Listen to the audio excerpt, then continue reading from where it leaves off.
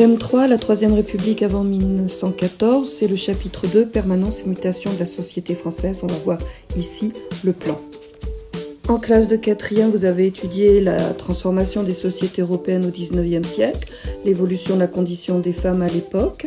On va voir ici tous les bouleversements et les innovations techniques qui ont changé le quotidien des Français.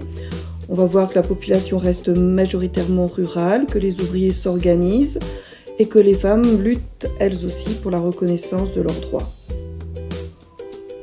La période que l'on étudie correspond essentiellement au début de la Troisième République jusqu'à la veille de 1914, donc de 1870 jusqu'en 1914, avec comme point de passage la famille Schneider et les usines du Creusot, les expositions universelles de 1889 et 1900 et la fusillade de Fourmi. Dans un grand 1, on voit que la seconde révolution industrielle apporte des innovations qui transforment le quotidien. Les mentalités changent, la croyance dans le progrès est très grande.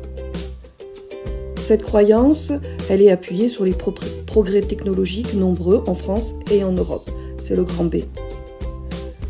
Les expositions universelles à Paris, mais aussi à Londres, à Berlin, sont les vitrines de ces progrès technologiques. Cette seconde révolution industrielle entraîne une évolution du monde du travail, c'est le grand 2. Ce sont des conditions de travail nouvelles, on passe de l'artisanat à l'industrie. Ces nouvelles conditions sont difficiles, ce qui entraîne des protestations sous forme de grève, des revendications. Ce sont les luttes sociales, grand B. Cette nouvelle société génère des exclus, les immigrés, les femmes, entre lutte pour leurs droits et exclusion de la société. Donc on voit dans un grand A, dans un premier temps, l'immigration, qui est à l'époque essentiellement une immigration de proximité. On rappelle dans un grand B le sort des femmes et leurs revendications, en particulier en ce qui concerne le droit de vote.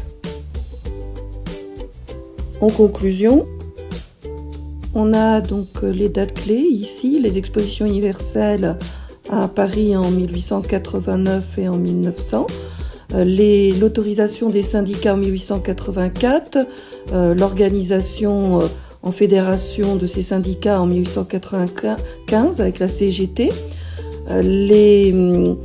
la création du Parti socialiste, la SFIO en 1905, qui permettra de faire voter des lois sociales, la xénophobie avec le massacre d'Italiens à Aigues-Mortes, les luttes sociales avec la fusillade de Fourmi, la répression d'un mouvement ouvrier le 1er mai 1891, et le fait que le prix Nobel de physique soit donné à Marie Curie en 1903 ne doit pas laisser ignorer le sort de toutes les femmes, d'autant plus que là, elle le reçoit avec son mari.